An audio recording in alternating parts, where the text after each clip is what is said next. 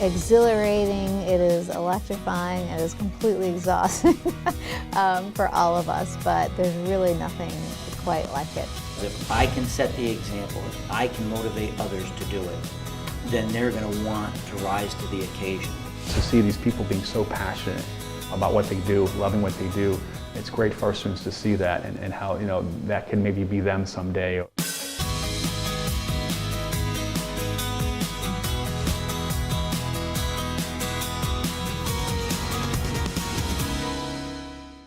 Hello and welcome to University Beat. I'm Denise White.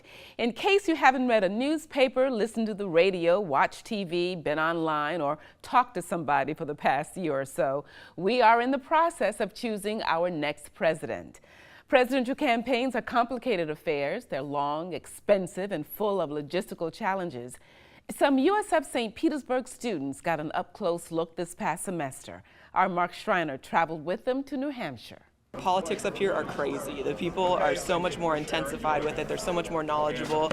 It's a whole different ballgame. It's the Super Bowl, so to speak, up here. 23 students found out firsthand just how intense New Hampshire's first-in-the-nation primary is, and they did it thanks to a University of South Florida St. Petersburg class called Road to the White House. It is exhilarating, it is electrifying, it is completely exhausting for all of us, but there's really nothing quite like it. It's the third time McCausland has brought a class to the Granite State. In addition to learning about the political process, they find out how a state with about the same number of registered voters as Hillsborough County has come to play such a major role in determining the next president. It's a very special place. The students learn about grassroots organizing and retail politics, and they get to see their candidates up close and personal, answering questions from voters. During the 10-day trip, students attended multiple rallies and campaign stops. Many of them met not just their own candidates, but others as well. Emily Hughes was working the phones for Jeb Bush at his Manchester headquarters when the former Florida governor stopped by. What has been the coolest thing you think so far? Seeing him. I've gotten to talk to him firsthand, just ask him questions straight up. I didn't know that much about politics, and I knew a lot about people, though, and I get a good vibe from Jeb, and the more I talk to him, the more I feel comfortable in my vote for him. Being able to get into that kind of intimate situation with each candidate really helps you get past how the media portrays them, and playing the same clips over and over and over again, you can really just talk with them. But it wasn't all about meeting candidates and other celebrities or being interviewed by reporters from around the world. The students were really there to work, reaching out to voters on the phones. This is Victor with Hillary for New Hampshire, and we wanted to remind you that to vote on February 9th. At the polls and door to door. I took on the approach of like, hey, when they knock on that door, I want them to see like how excited I am for Hillary, instead of like, hey, I'm doing this campaign and I hope, you know, I can get your vote. They weren't all political science students either. Victor Sims is studying psychology and was able to put some of those lessons to work. Like, I would first try to get them talking about, you know, what they're looking for. And then if I can like relate, you know, something that they say to like Hillary Clinton's campaign, then I'll like, hey, you know, Hillary, you know, does this or Hillary does that, or, you know, I, you know, tell personal stories on why I support Hillary Clinton specifically. While Election Day was sunny and cold, the day before brought a surprise for the students. Snow, and lots of it. Going out and canvassing has been a little rough. I think we were prepared clothes-wise. I don't think I was prepared mentally for the weather. Seniors Alyssa Winston and Samantha Kendall worked for Senator Bernie Sanders. And that's part of the reason why we're out here today, just reminding people to get out and vote for Bernie, because while we are ahead, we still want to make sure that we stay ahead. For Kendall, one particular night of the trip stands out. Chris Matthews took us with him, and we sat down at a table with him and had a really awesome conversation with him. And I also met Madeleine Albright, and then that same night I got a tattoo of the state of New Hampshire because I love it so much. Many of the students are young enough that they've never voted in a presidential election before, but they say their experience has certainly moved them enough to stay involved in politics. My mom and dad will tell me all day, go out and vote, it's very important. Okay, Mom and Dad, I'm sure it is, you know, but when you're actually involved and you're trying to get other people to get out and vote, you it sort of dawns on you how important it really is. So I am definitely glad that I was able to go on this trip. And while McCausland hopes the students continue working on their campaigns through the Florida primary, what she really wants is for them to stay civically engaged. And so ultimately I would like to see them become involved, you know, and to be volunteers later on, to certainly to make sure they never let an election go by and not vote. I think that would be tragic. For University Beat, I'm Mark Schreiner. It turned out that travel to another state wasn't necessary for the USF community to get a taste of presidential politics. Republican Donald Trump appeared in February at a sold-out rally at the Sundome. It was in advance of Florida's March 15th GOP primary, which Trump won. Hillary Clinton won the state's Democratic primary. USF political science professor Susan McManus is one of Tampa Bay's most quoted political analysts. She says Florida plays a big part, not only in picking the party nominees, but also in determining the eventual winner. Florida is the nation's premier swing state. And how do we define a swing state? Two characteristics. One is that the state almost repeatedly votes for the winning candidate, ultimately. And that's been true in Florida since 1964. Only once has Florida not gone as the nation goes. And then secondly, it has demographic diversity. And there's no state whose race and ethnicity better mirrors the nation at large than Florida, particularly in the percentage of Black voters and Hispanic voters. And breaking it down further, McManus says no Florida county is more reflective of the entire state than Hillsborough County. Because it has geographical diversity, rural, urban, suburban. It has tremendous age diversity. It has racial and ethnic diversity reflective of the state's population overall. And it's very competitive in terms of party registration. All of the ingredients for what reflects Florida. So in the past, and it could change, but in the past the saying has been, as Hillsborough County goes, so goes Florida. As Florida goes, so goes the nation. We talk a lot on University Beat about the research done at USF, and it can be easy to think of research in the abstract, theoretical, and often impersonal. But for one Bay Area man, a war veteran, the work being done here is extremely personal. It has helped him stay connected to his children, his mate, and his lifestyle. Hedel Gandhi reports.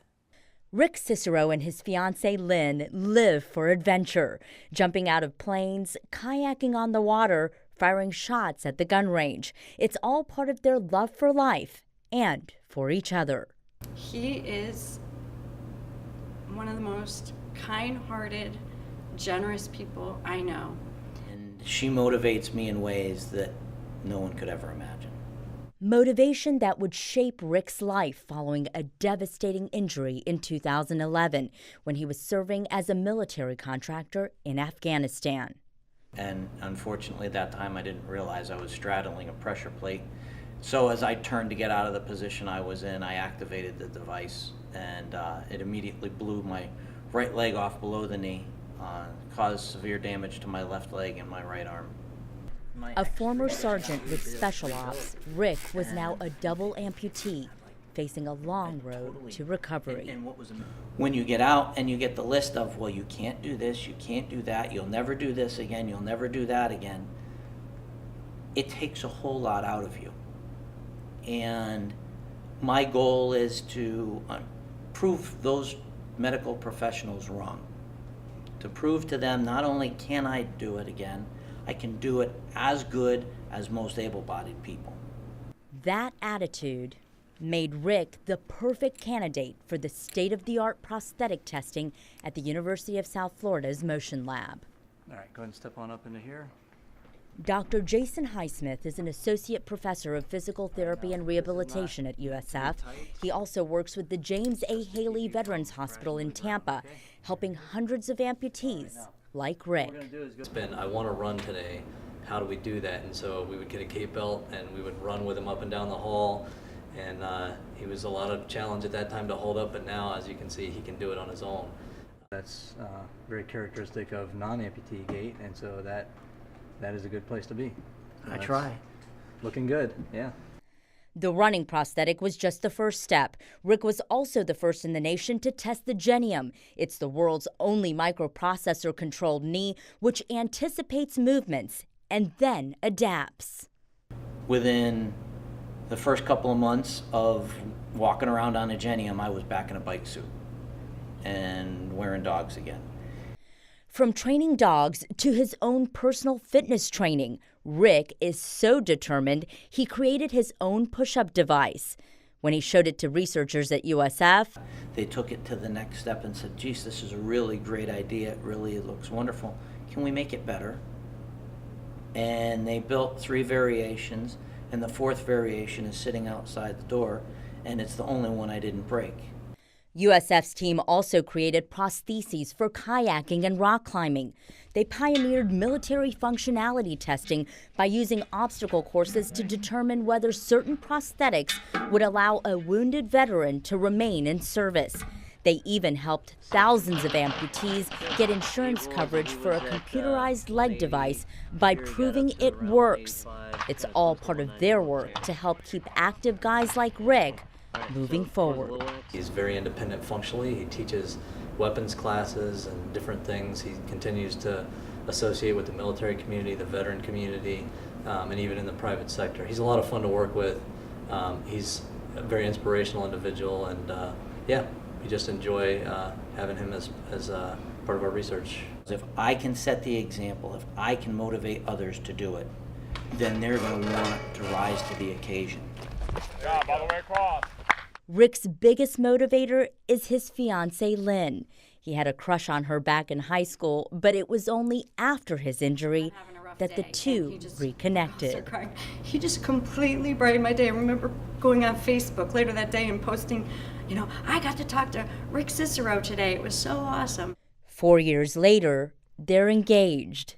I will tell you that she is worth getting blown up again all the time and any day. And little Miss Lynn is the love of my life. Rick's got plenty to live for and the tools to make it a life worth living. I'll be danged if I'm going to let life pass me by. For University Beat, I'm Hedel Gandhi. The online MBA program at USF St. Petersburg has been honored by U.S. News & World Report. The magazine rates the program as among the top 100 in the country. That's a first for the 3-year-old course of study. U.S. News says the program ranks 4th among Florida universities. USF St. Petersburg offers several options to its MBA candidates, including obtaining the degree completely online or through a combination of online and classroom courses. The Portuguese word historias means history, and it was the title of a collection of Brazilian art on display this spring at the USF Contemporary Art Museum. The exhibit included photographs, paintings, textiles, and film. And as curator Noel Smith tells us, the art showed a deep connection between the artists and their homeland. This exhibit is about the homeless. So she went to a homeless shelter in the northeast of Brazil, which is traditionally a very poor area, set up in a soup kitchen, met a lot of homeless people, invited them to sit for portraits and talk about their lives. She then asked them how they wanted to be seen by society. In other words, she's asking them, first of all, to participate in a kind of reinvention of themselves, and also to create a face that they felt would be dignified and would be accepted by society, because one of the huge problems is how badly they're treated. The lush, verdant landscape, vegetation in Brazil that invades everything, and then he's looking at the modernist architecture, which is very much a huge contrast with the vegetation. You also see that sort of battle between the natural and the built environment, which reflects the larger struggle of Brazil between the depredation of the environment and economic development. Is happening all over Brazil.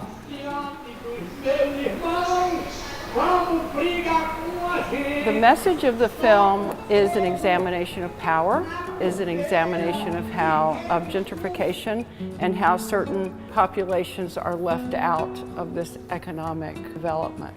the people who make the city what it is are being disdained and are being made criminals, actually, by the city administration. She works with these fabric remnants, and these fabric remnants are always used. She always finds them, or people give them to her. And she creates a new life for these fabrics that have a life already. You know, they've been used. It's like when you go to a vintage store and you can imagine the dress that you buy, who wore it, who made it. Well, the same thing. All of these pieces of fabric have a life, that she gives a new life. That tree is a relic of the forest that used to cover that area. And it also talks about the immense quantities of water that are needed to keep that turf like that. Brazil is in the midst of a huge water crisis. So millions of gallons of water go to maintain that golf course that is used by a very few people, who in turn hold the reins of power in Brazil. The Museum of Contemporary Art is on the USF Tampa campus.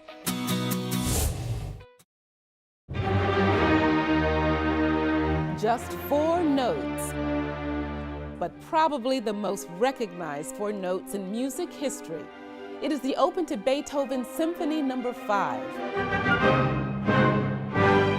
as performed by the Florida Orchestra and led by conductor Michael Francis, who says that the composer wrote the symphony after becoming dissatisfied with his earlier work.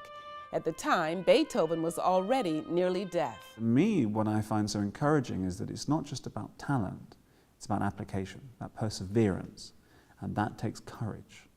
And the courage that he shows to take this astonishing cell, ba-ba-ba-bam, and maximize, to wring out every bit of potential from it, and the way that it permeates through every movement. And at the end of it, it's there at the very end. But here it's optimistic, it's victorious. And even if it doesn't feel fully victorious, he'll beat it into victory. That's a powerful lesson. The concert was one of several performed on campus last month, aimed at connecting with the Tampa Bay community.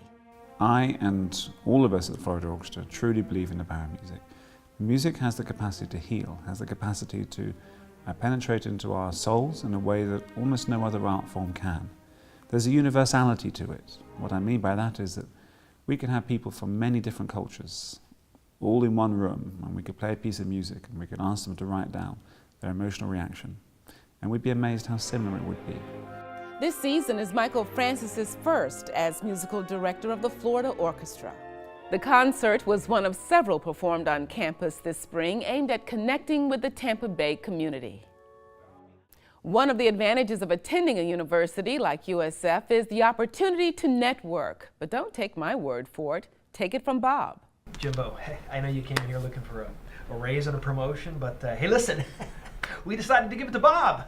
Bob? Yeah. Listen, honestly, I have never seen 2 candidates more equally qualified, but hey, everybody loves Bob. Yeah, but I'm your favorite nephew. You still are, you? Crazy. Hey, what is that? Some kind of secret hand sign of Bob? Oh, hey, Bob! Not at all, no. Bob! Jim, say hello to your mother for me. The organization behind that message is the USF Alumni Association. Its executive director is Bill McCausland, and he joins us now. Bill, welcome to University Beat. Thank you for having me. We saw that funny video of Bob. Yes, I just love that. It's pretty good. Bob. But on a more serious note, because we know that's kind of tongue-in-cheek, but the Alumni Association does, in fact, offer important networking opportunities. It does, and that video is really playing up on the fact that bulls stay together and that fellow graduates of the university look out for each other. And so there's always that networking opportunity and always that built-in bond and camaraderie we have amongst 300,000 graduates of this great university. Well, you know, a lot of times alumni associations are always depicted as asking people for money.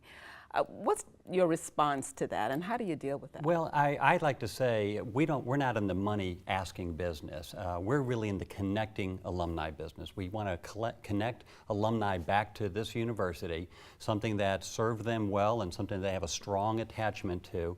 And if that means that they want to give of their time or their treasure, then that is fine. But it's not really about the money piece of it. It's about the relationship piece, about staying connected forever. And what are some of the other advantages to being in the Alumni Association?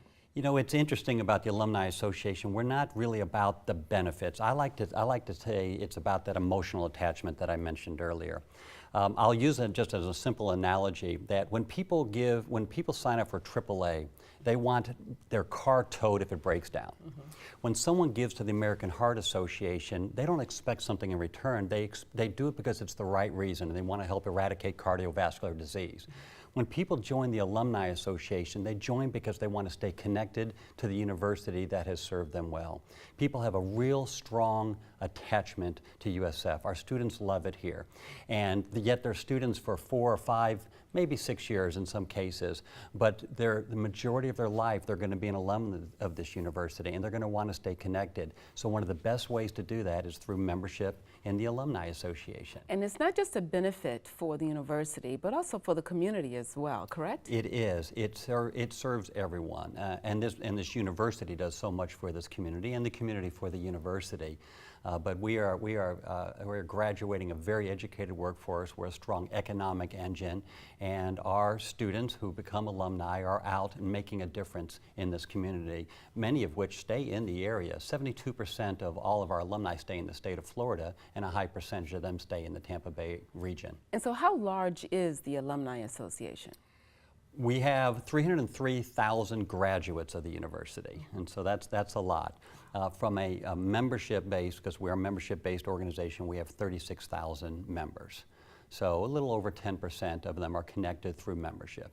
And membership is a way for them to give back to the university. It is a gift to the university because we're a dues-paying organization, so it's just one way to do so. You also focus on current students.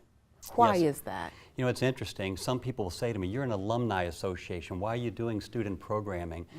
Students are real important because guess who's going to be our alumni in a few years? Kind of alumni in training, if you will. So we do a lot of student programming. Mm-hmm. In fact, we have the largest student organization on campus by a factor of 5, and that's called the Student Alumni Association. There's more than 6,000 students that are a member of the Student Alumni Association, and it gives them networking opportunity and growth opportunities and leadership opportunities as part of this organization. And how can people contact the Alumni Association? Well, you can always contact, well, first of all, we have an alumni center, the Gibbons, Sam and Martha Gibbons Alumni Center, which is the permanent home for all alumni on campus. And so we always encourage alumni, whenever you come back to campus, stop by the Alumni Center, stop by and see us. Of course, you can contact us through social media, through our website, through telephone, and however, but there's plenty of ways to reach out to us. What else would you like to see the Alumni Association do in the future going forward? What we really focus on is connecting people to the university. And what's always a challenge for us, and it's a challenge for all universities, is connecting people outside of the Tampa Bay region. The further away you get from your university, the more difficult it is for you to connect with them because there's not events that you're attending or there's not athletic events that you're attending because distance creates a problem.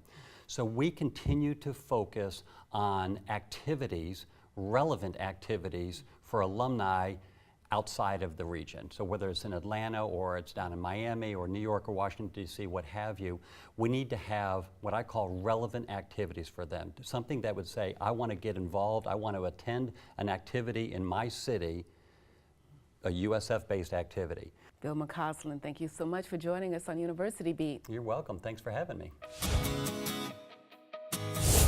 Think of college students and food, and what usually comes to mind is something like ramen noodles or pizza delivery, hardly fine dining. But at the Culinary Innovation Lab at the Sarasota Manatee campus, fine cuisine is exactly what they're dishing out. This is the key move right here when you're making pasta, is to pleat it like that. Okay, I'll do it again. Napkin almost. It sounds simple, but It allows me to work a dough that's, or pasta strand that's 8 feet long. But Making just to show you- pasta is just one of the skills that students learn at the lab. It's a place there you where go. future chefs get real-life and hands-on experience in all Yeah, here. aspects of These will dry out, hospitality, and then when we pass even them through the brewing cutter- beer. I think they were surprised on how much work was involved in running a brewing facility, how much attention to detail, how much science was involved. It wasn't just all fun and games, and they saw how a lot of these people were just, it's great for our students to see these people being so passionate about what they do, loving what they do. It's great for our students to see that and how, you know, that can maybe be them someday, or it's powerful. You might study something from a book, you know, about how to make a red wine demi or the different sauces.